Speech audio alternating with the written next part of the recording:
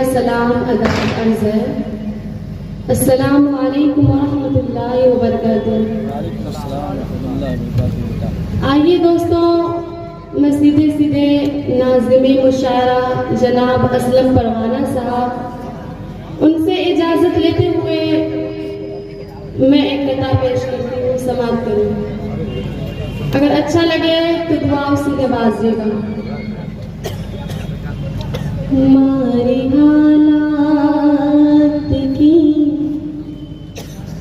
हमारी हालात की एक लड़की हूँ मैं,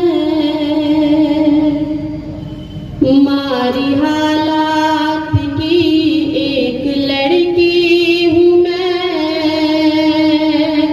और लोगों उजाला मेरा नाम है।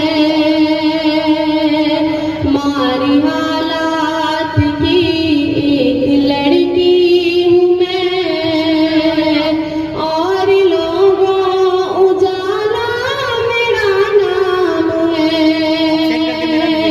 कि हमारी हालात की एक लड़की हूँ मैं, और लोगों उजाला मेरा नाम है।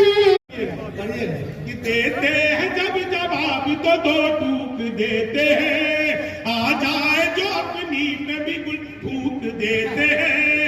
जितने की दाल रोटी दुखाता है बात सुन, उतने बिहार खैनी खा के थूक। उतने बिहार खैनी खा के, उतने बिहार क्या पर्ची है ये? अच्छा, ये पूछ रहे सर आप बिहार छोड़ के दिल्ली क्यों गए? क्योंकि यहाँ शराब बंद हो गई।